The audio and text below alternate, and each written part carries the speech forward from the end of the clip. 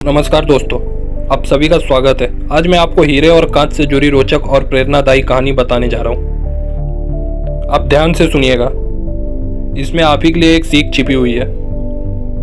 तो चलिए अब आपका ज़्यादा वक्त न लेते हुए काम की बात करते हैं। एक समय की बात है, एक बार राजा का दरबार लगा हुआ था, लेकिन धूप में लगा हुआ था क्योंकि सर्दियों के दिन थे। तो अक्सर राजा की चौपाल वहीं लगा करती थी। राजा लोगों की अपील सुन रहा था और सब कुछ ठीक ठाक चल रहा था, लेकिन भीड़ में से एक आदमी खड़ा होता है और वह बोलता है कि उसको राजा से मिलना है।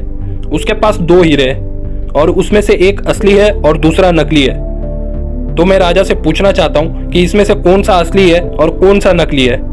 अब उसकी इस बात को राजा के पास पहुंचाया गया और राजा ने उनको चौपाल में आने की आज्ञा दे दी। राजा ने उसको अनुमति दी कि बताओ तुम क्या चाहते हो। उसने कहा मेरे पास दो हीरे हैं, एक असली है और एक नकली है, लेकिन आज तक कोई इनकी परख नहीं कर पाया। अगर आप मुझे बता देते हैं कि कौन सा हीरा असली है और कौन सा नकली है, तो इस हीरे को मैं आपके खजाने को दान कर दूंगा। लेकिन अगर आप नहीं बता पाए तो आपको इस हीरे की कीमत मुझे चुकानी होगी। राजा ने स्वीकार किया और यह प्रक्रिया शुरू हुई। सब अपना अपना दिमाग लगा रहे थे, लेकिन हिम्मत कोई भी नहीं कर रहा था, क्योंकि सबको एक डर था कि कहीं राजा ये शर्त हार गया तो क्या पता कि हार की टोकरी हमारे सर डाल दे। इसी वजह से कोई आगे नहीं आ रहा था।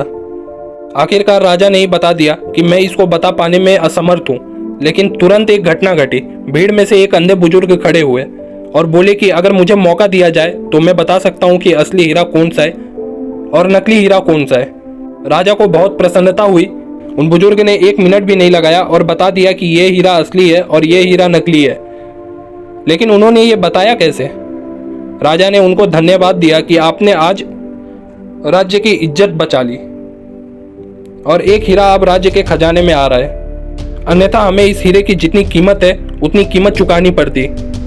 हीरे को महल ले जाने को तैयारी हुई, लेकिन उससे पहले राजा ने उन बुजुर्ग से निवेदन किया और पूछा कि आप ये तो बताइए कि आपने इस हीरे को पहचाना कैसे, जबकि आप तो देख पाने में भी सक्षम नहीं है और जो देख पाने में सक्षम थे वो जवाब नहीं दे पाए।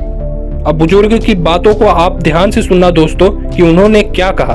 उन्होंने कहा कि ये पता लगा पाना आसान था, क्योंकि जो असली हीरा था वो ठंडा था और नकली हीरा गर्म था।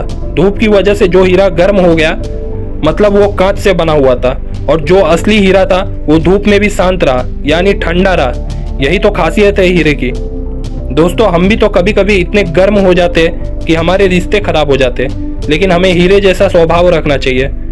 परिस्थिति चाहे कैसी भी हो, अगर हम ठंडे रहेंगे तो इससे हमारा ही फायदा है। कुल मिला के बात यही है, हीरा बनिए, कांच नहीं। तो दोस्तों, मैं आशा करता हूं कि आपको ये कहानी जरूर अच्छी लगी होगी।